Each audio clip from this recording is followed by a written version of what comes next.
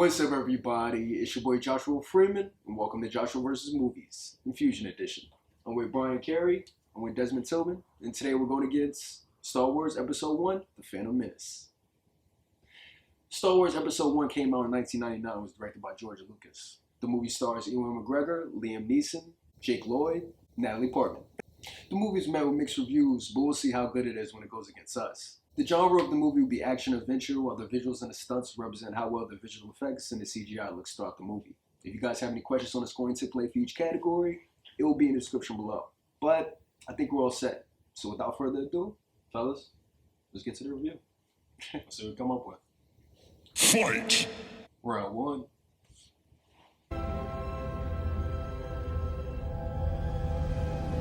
Yes, sir.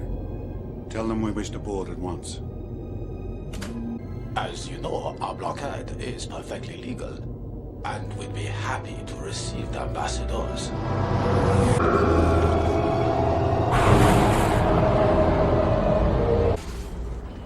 I'm TC-14 at your service. This way, please. My master will be with you shortly. I have a bad feeling about this. I don't sense anything. It's not about the mission, Master. It's something elsewhere. Keep your concentration here and now where it belongs. But Master Yoda said I should be mindful of the future. But not at the expense of the moment. The ambassadors are Jedi Knights, I believe. I knew it. They're here to force a settlement. Send a droid. Is it in their nature to make us wait this long? No, I sense an unusual amount of fear for something as trivial as this trade dispute. What is it? This scheme of yours has failed, Lord Sidious. The blockade is finished. We dare not go against the Jedi. Begin landing your troops. My lord, is that legal? I will make it legal. And the Jedi? Kill them immediately. Sir! Dioxys.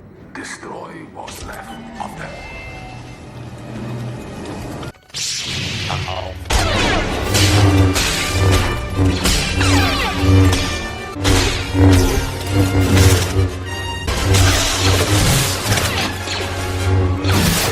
Where are those droid cars?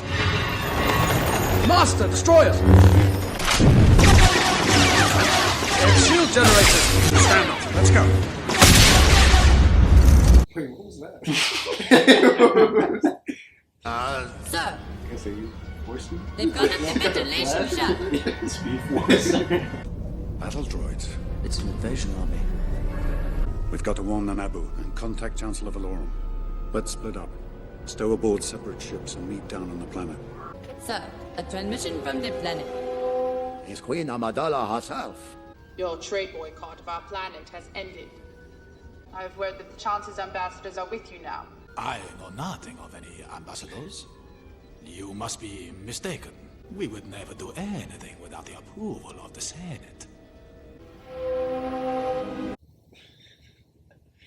Okay, I gotta know first. Why are you laughing at their accents? It's just the stereotypical Asian immigrant accent from the Viceroy. So It's so out Like, I never thought that an alien would sound Asian. How do you feel about the opening? The opening, so that actually was one of my favorite parts of the movie, the opening exchange between Qui-Gon Jinn and Obi-Wan Kenobi. Mm-hmm. Because of the dialogue that they had about being present.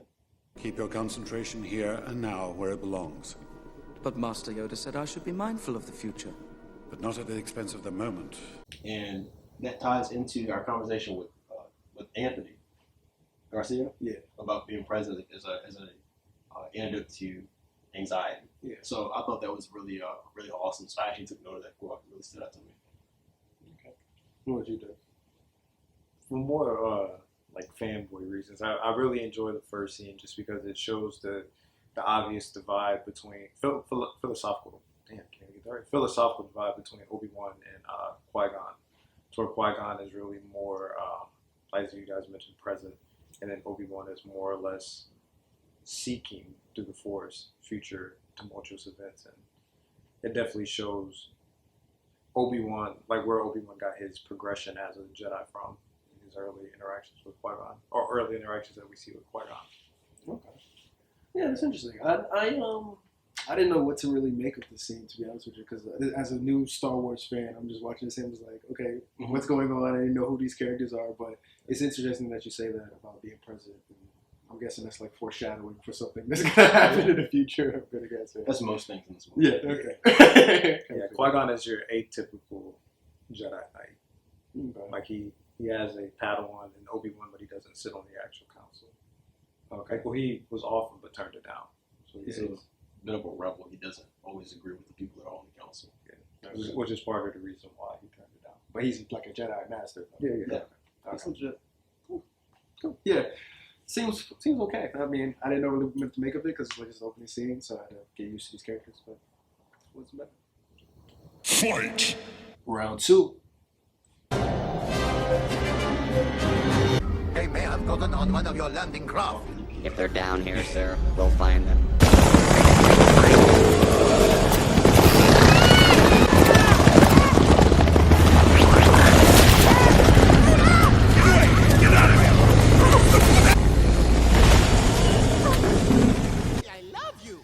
Got us killed. Are you brainless?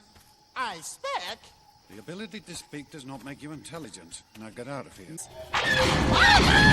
Stay down.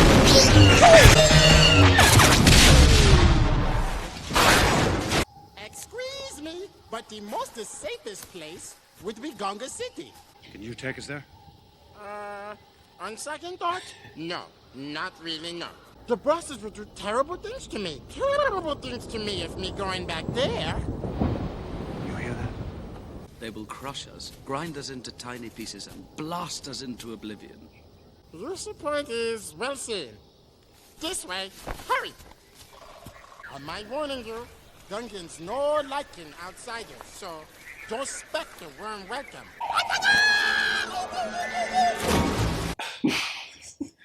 Necessary, yes. You should follow me now, okay?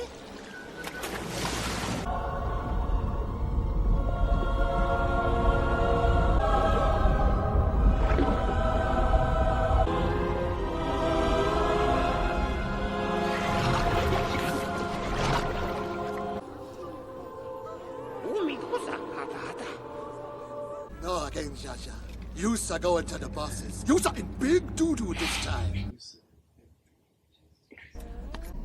A droid army is about to attack the Naboo. We must warn them.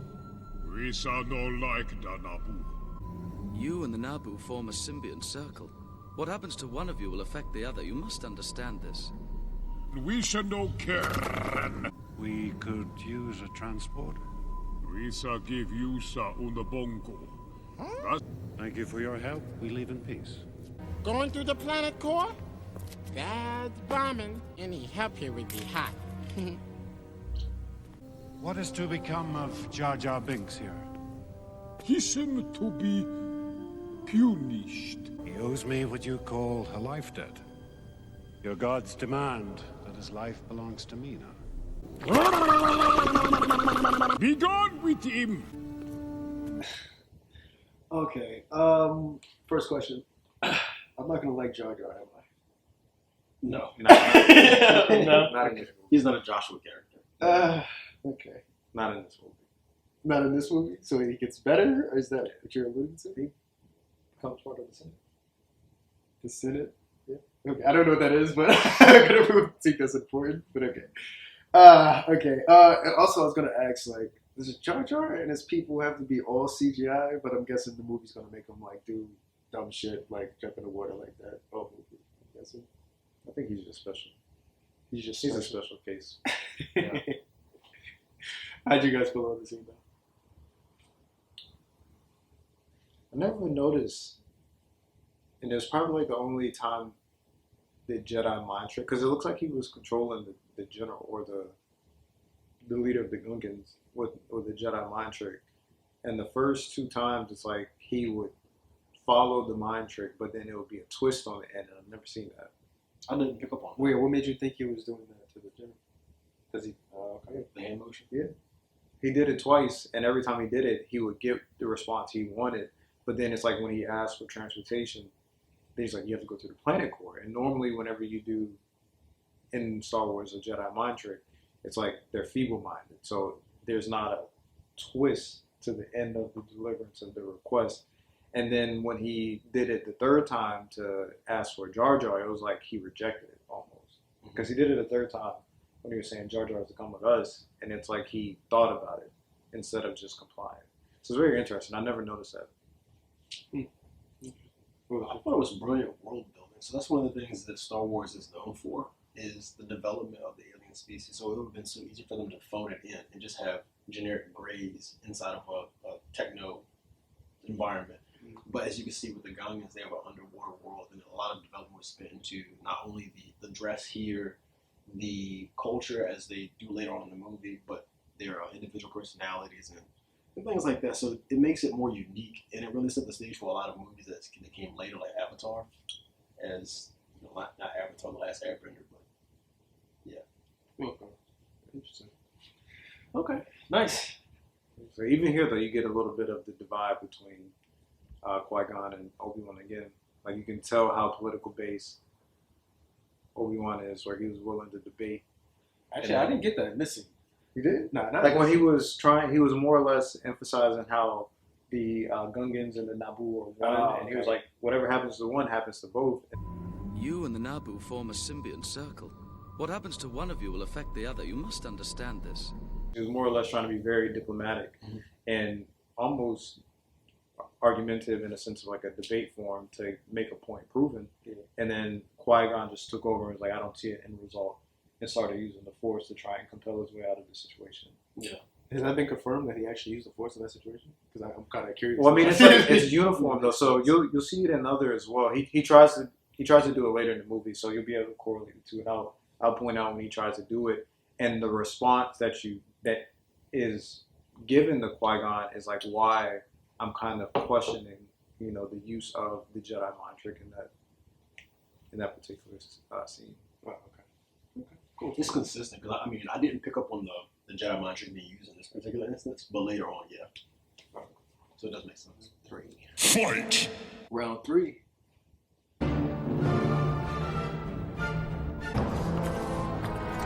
Viceroy, we have captured the Queen. Ah, victory! Your takeout is here.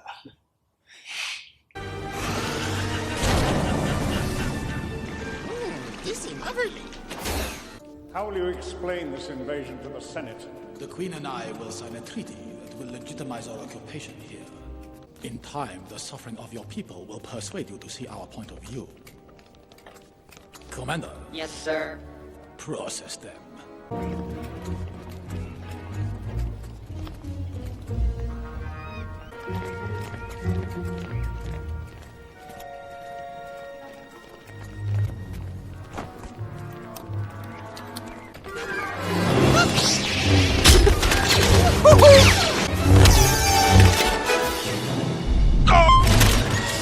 We should leave the street, Your Highness. Use the guy's bomb bag. It's urgent that we make contact with the Republic. They've knocked out all our communications. Do you have transport? In the main hangar. This way.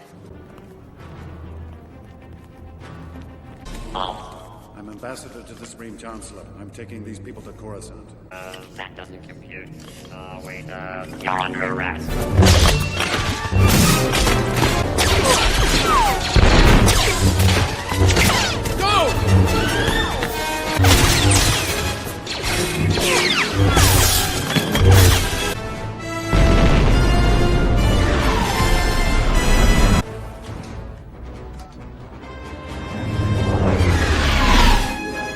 There's the blockade.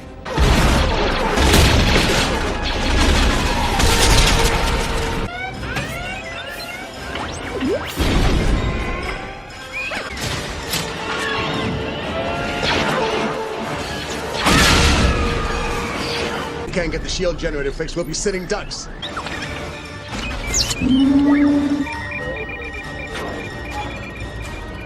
Power's back.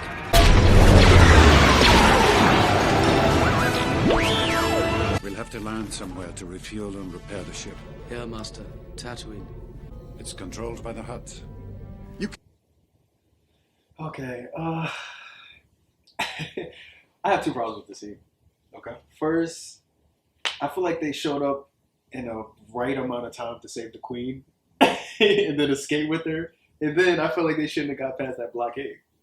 It was just literally one ship against a whole blockade, so I don't know how they escaped in the first place. So.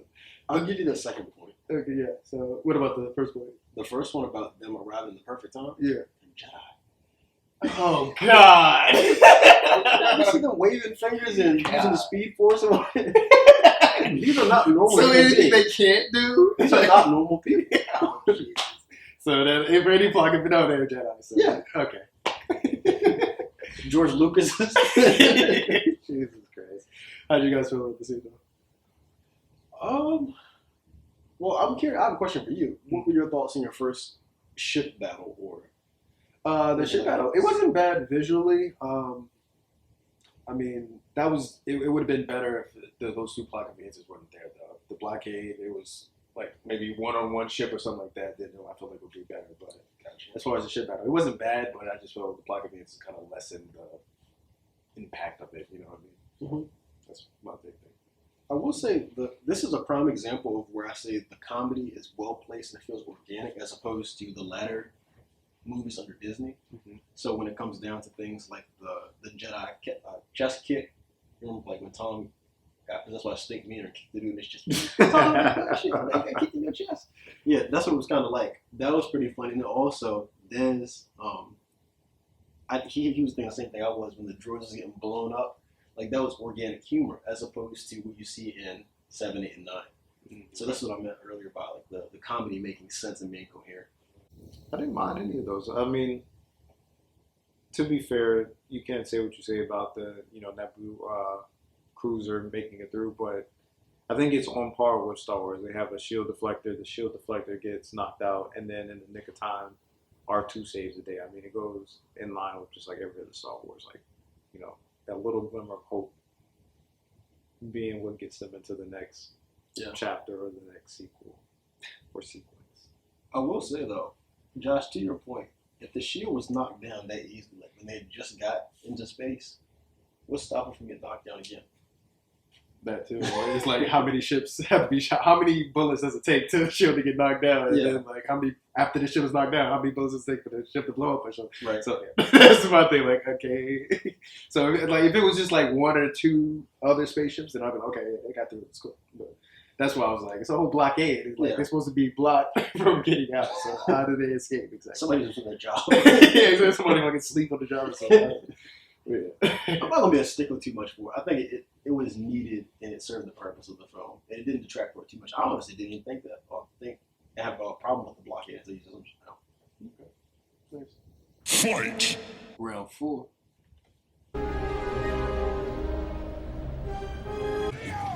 This is very, very bad. Oh! Go! We'll try one of the smaller duties. I need parts for a J-type 327 Nubian.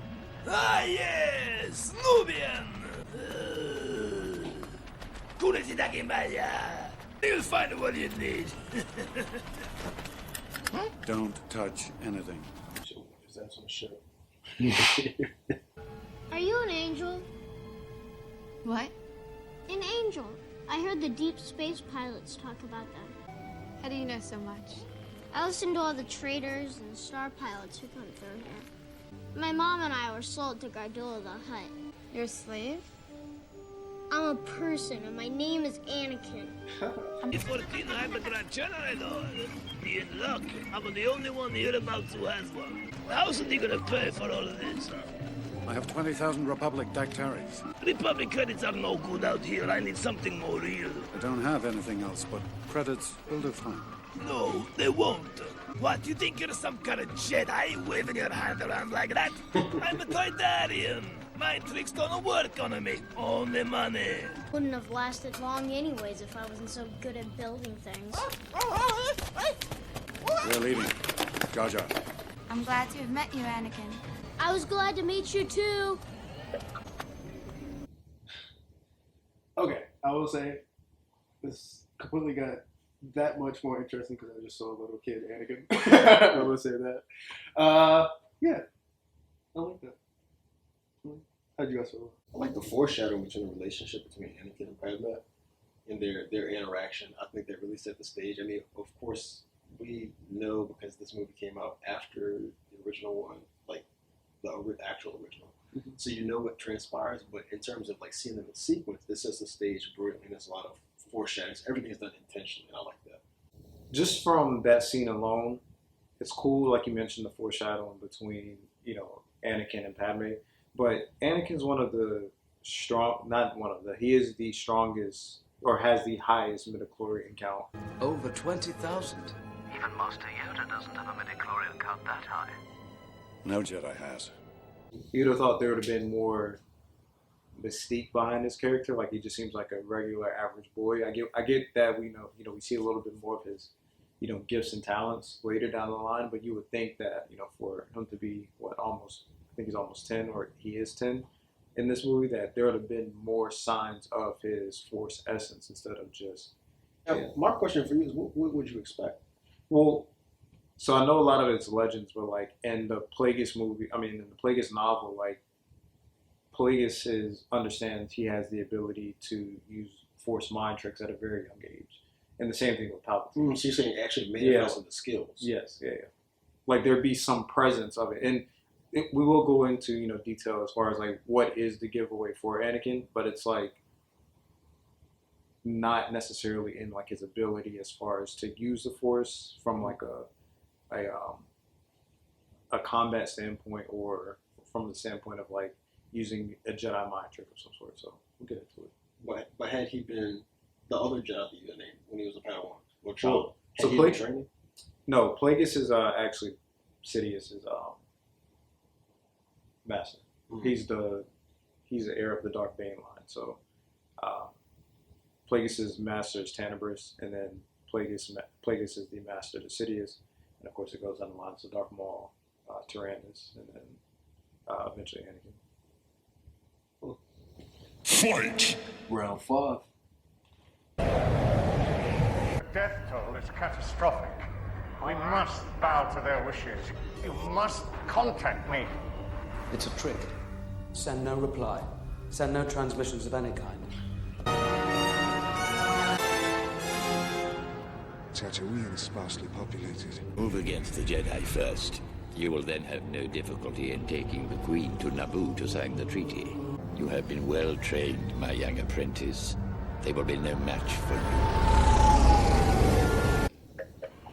I've been working on a scanner to try and locate mine. Any attempt to escape, and they blow you up. Boom! Has anybody ever seen a pod race? I'm the only human who can do it. You must have Jedi reflexes if you race pods. Don't do that again. Leave us on the show. You're a Jedi Knight, aren't you? What makes you think that? I saw your laser sword. Perhaps I killed a Jedi and took it from him. No one can kill a Jedi. I wish that was so. I had a dream I was a Jedi. I came back here and freed all the slaves. We're on our way to Coruscant, the central system in the Republic, on a very important mission. These junk dealers must have a weakness of some kind. Gambling. Everything here revolves around betting on those awful races. I built a racer. It's the fastest ever. There's a big race tomorrow on Boonta Eve. You could enter my pod. Anakin. The prize money would more than pay for the parts they need. Anakin. Mom, you say the biggest problem in this universe is nobody helps each other. He can help you. He was meant to help you. Okay. My biggest thing is not really with the scene, it's what's after the scene. Why does Qui-Gon put so much faith in Anakin for the race when he bets everything? Are you sure about this? Trusting our fate to a boy we hardly know? The Queen will not approve. Is it just because he's part of the Force, or he feels he's part of the Force? Like, why does he do that? Because of what he said.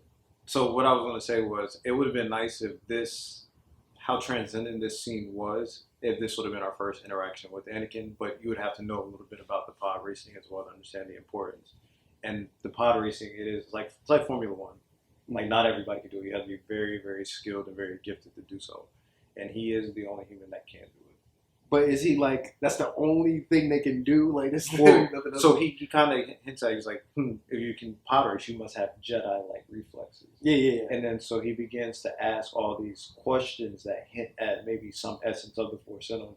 So he's saying, I've pictured myself as a Jedi coming back to free the slaves, which he eventually does do, not in, probably in the vision that we have of him doing it, but all of those things that he's talking about eventually come. And then he begins to question his presence there. Oh, okay. So it's more or less like Qui-Gon is one that prefers to let the Force guide him, whereas their traditional Jedi is more or less in service to the Republic first, and then the Force is like 1B. So he knows he's going to win, or just has a very good feeling. Good feeling. And that's good for a Jedi. Well, for Qui-Gon, yes, because Qui-Gon solely depends on the Force. Okay. So Qui-Gon will more or less ask the Force, for guidance and go in that route. Okay. To be just present in the moment. So if he has the feeling, he's going to execute on that feeling. Whereas you saw with Obi-Wan may have the feeling, but then he's going to look at all those factors that can play a certain part in affecting that outcome. Okay. So it's like he kind of questioned the Force a little bit to see if it's legitimate or not. It sounds like bait to establish a connection trace. What if it is true, and the people are dying? Whereas Qui-Gon just prefers to be one with the Force, like he lets it be its guiding, and he would much more prefer to question human or alien, any other type of being, their intentions and what they're about rather than the Force. Okay. So the fact that Anakin is displaying all of that, we'll say he's 10. I don't want to get it too wrong, but I know he's around that age. For him to be displaying all of that as a slave with limited, perspective, it shows that he at least has some ability. Because if he doesn't win this race, it's over for him. Like, the ship is gone. They can't do anything. Like, this is kind of a big gamble type thing to do. Yeah. So I hope the Force, I might need a little bit more explanation of how the Force actually works, but I hope the Force is like this, their intuition or some shit. Like, yeah, go on, you got it. Like, bet it all, you got it. Like this. So okay. Yeah, I think in particular this scene, the main takeaway that I got away from it was the showcasing of the characters of Qui-Gon and then also Anakin. So Qui-Gon, the way he was speaking with Anakin, it was a very Socratic fashion. He didn't answer any of the questions straight up. So why would you think that I was a Jedi?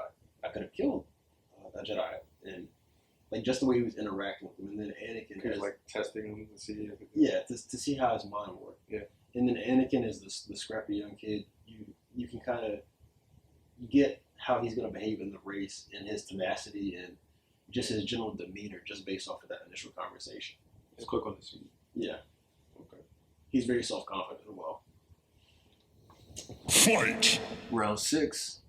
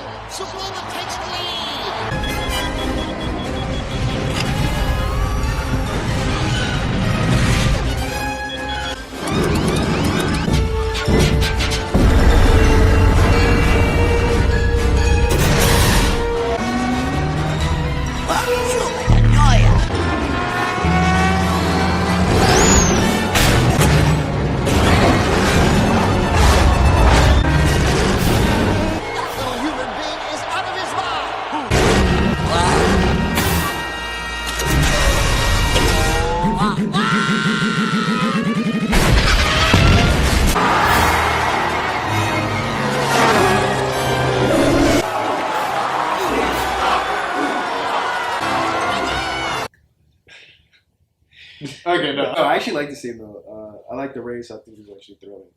I like it visually too. I don't have a problem. See, that's one of the reasons. So I like the scene for a number of reasons. One of which was the severity of the race was communicated early on. Like with the first death, you knew like shit was real. There was a real possibility you not making it out of that race. And then also, I like the fact of the amount of detail that it took into the actual piloting of the pod racers, and with each like the multitude of switches, it was very so much so akin to an actual aircraft. And personally, it has a special place in my heart because one of my very first Lego Star Wars sets was of Anakin's pod racer back when I was a child. So like this is probably one of my favorite scenes out of the movie. I would say after the initial opening one, that one we talked about earlier. Okay. Interesting. Yeah, I like the scene. It's pretty thrilling. I like the pod race. It's probably one of the best things about the movie so far, to be honest with you. What do you think? Disagree? I loved it. The only thing is I'm conflicted internally because it's the automotive, or the love for automotives in me there, where I'm seeing his engine failures and him stalling, and then he miraculously still comes out to win the race. It's like he loses at least 10 to 15 seconds at the start. For real. And then he loses probably another 5 to 10 when he has to switch the power between both engines, and then he still miraculously, mind you, everyone else has a bigger engine, bigger pod, no issues, and then he's still miraculous. So it's just the automotive, or the love for automotive racing, to where I'm like, yeah, I don't know if I can support that wholeheartedly, but as far as Star Wars goes, it fits the billing for him. What made me think about his in tune with the Force is the fact that we saw a version of 3PO in the opening scene. Mm-hmm. And then you have 3PO here that he's actually built. Mm-hmm. And 3PO is probably the most advanced protocol droid that you can have because it's fluent in, over 1 million different languages. Mm-hmm. And so the fact that he's able to produce something that is a rarity, or only as you see, like governments and federations can afford, he has the ability to create it from scratch. So it goes to show that even without him seeing something, but he has this is where I'm going to challenge you now. Before this race, they said Anakin never finished a race before this, though. So why is this race different? I'm sure you'll do it this time. Do what? Finish the race, of course. You've never won a race? Not even finished? Kitster's right. I will this time. Of course you will. Because Qui-Gon? It kind of sounds like some manufactured bullshit to me. That's what it kind of sounds like. I can get that. I mean, you have to understand fundamentally that he's a child prodigy, like with his association with the Force, and then also with him being in that environment, because he was working on ships and building pods and things like that. So he had more knowledge than your average child. He was constantly exposed to that environment. So with that rationale behind it, it makes a little bit more sense why he's able to compete at this level. And like Des mentioned, the building of the C-3PO. Mm-hmm. Like that's proof of it. Okay. So that's what we say. It's probably like the will of the Force that everyone's coming together, because this is the opportunity for him to get off the world. So maybe that's why he's never won any of the other races before, because it wasn't the Force is the will of the Force. It's like our terminology of like the prophecy. universe. Yeah. Well, universe, so you do have destiny, prophecies. You have prophecies within the Force, but they're always moving. All right. Cool. You don't play